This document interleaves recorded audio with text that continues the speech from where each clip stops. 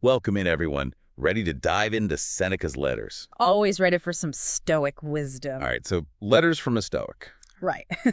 It's like a window into Seneca's world, Oh, even. absolutely. You get the philosophy, but also the man himself. Which is wild, because think about it. He's living through some of Rome's craziest emperors. Yeah. Playwright, advisor, all that. Exactly. So these letters to Lucilius, his friend, they cover everything. Grief, wisdom, how to live when the world's full of distractions. It's almost like advice for us today, even though it's from, what, almost 2,000 years ago? Timeless stuff, that's what hits me. Like right away, Seneca's going after Lux, your Y. Oh, yeah. He contrasts those early humans, simple life. Content with the basics, right? Then bam, Roman Empire. Gotta have the villa, the silks. But are they happier? That's what Seneca asks. He's seeing it firsthand, this anxiety. Even with all the stuff, it's like we create scarcity by always wanting more. So what's the answer? Seneca says question it all. What does society tell you to want? Strip it away, focus inward. Living in accordance with nature, that's the phrase that pops up. Which isn't just like going off to live in a hut. More like aligning your life with, I don't know, the universe's reason. Using reason to guide you, that's key for Seneca. Especially with tough emotions. Grief, anger, fear. He gives these practical tips, almost like count to 10 before you react. See things from the other side. It's about getting control. Like he compares it to a chariot, emotions are the horses. Powerful, but reason's got to be the charioteer. Keep him on track. And grief, his advice is surprisingly, well, modern, I think. Yeah. Natural degrees, B.A.T. Don't get consumed, right? Find new love, new connections. He uses this image of losing a shirt. You wouldn't just cry forever, you'd find a new one to stay warm. Time heals, but don't just wait. Fill that void. Find new meaning. Which ties into his view on friendship. Huge emphasis on loyalty, that deep trust. Your true friends, they're there no matter what. Support, guidance. Sharing your worries, that helps process stuff, gain clarity. Seneca even says choosing the right friends, that impacts your virtue, who you become. It's not just about fun times, it's like wrestlers pushing each other to get stronger. And being vulnerable, admitting your weaknesses, that deepens the bond. Here's the thing that seems odd, though. He's all about strong bonds, B-U-T. Don't become too reliant on others for happiness. True contentment comes from within. That's Seneca. Self-reliance, it's not isolation, it's like having your own internal compass. Which is where that challenging societal norms comes back. Focus on what really matters for a good life. Happiness doesn't come from stuff, from status, from what people think of you. It's aligning yourself with what's right, what's good, no matter what's happening around you. That's freedom for Seneca. Strip it all away. Focus on yourself. Live virtuously. Find contentment, N-O-W. Simplify, focus, and you'll find that contentment nothing can touch. And that idea of simplifying, focusing on what truly matters, that leads right into how Seneca views education. Knowledge is good, of course, but... I'm just chasing money or status with it, right? Right. The true liberal art is seeking wisdom. That's what brings real freedom. Freeing yourself from ignorance, prejudice, all those desires that mess you up. He warns against becoming a squatter with knowledge, you know. You're there, but not really using it. I like that, a squatter in the lecture hall. You gotta actively participate, always trying to understand the world. It's almost like he's saying some people are so caught up in indulgence they can't even see straight. Yeah, like that image he uses, those who spend their nights feasting, like poultry being fattened in the dark. Wow, their body's growing, but their soul's stuck in the darkness. It's a powerful metaphor, right? A life chasing pleasure and stuff, it can blind you spiritually. Can't see the true beauty, the meaning that's already there. Which reminds me of his critique of luxury, how wanting more just leads to... Anxiety, never satisfied, losing that inner peace. So what's the alternative? To Seneca, it's cultivating wisdom, living naturally. We gotta train ourselves to resist those desires that keep us from true happiness. Find satisfaction in N-O-W, accept what you have, focus on what you can control. Your thoughts, your actions. Speaking of control, that brings us to maybe the most fascinating and difficult part of Seneca, his views on death. He doesn't shy away from it at all, does he? Nope. In fact, confronting your mortality, that's essential to a good life for Seneca. It's a natural part of life, something to be ready for. He even says how you die matters as much as how you live. By thinking about death, you get clarity on what's truly important, so you live with purpose. He tells that story about his friend Marcellinus choosing a peaceful end instead of prolonged suffering. It makes you think, how did the Stoics view suicide? When could it be a rational choice? A tough question. And Seneca doesn't give easy answers.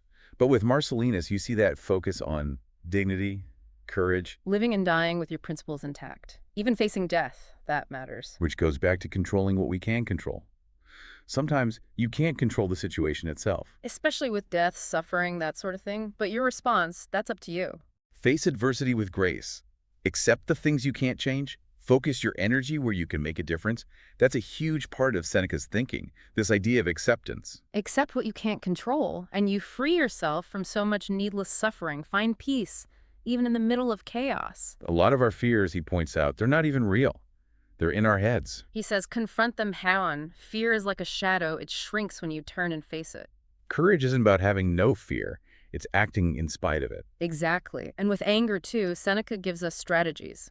Patience, self-control. Anger hurts us more than the person we're mad at, clouds our judgment. He says, count to 10, try seeing it from their side, and cultivate the good emotions.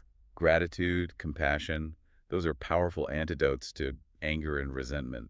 Seneca reminds us we're all connected. Our actions impact everyone. So act with justice, with fairness, treat people right, even when they don't deserve it. Be a force for good. Make the world a little better. True fulfillment doesn't come from being selfish. It comes from... contributing to something bigger than ourselves. Right.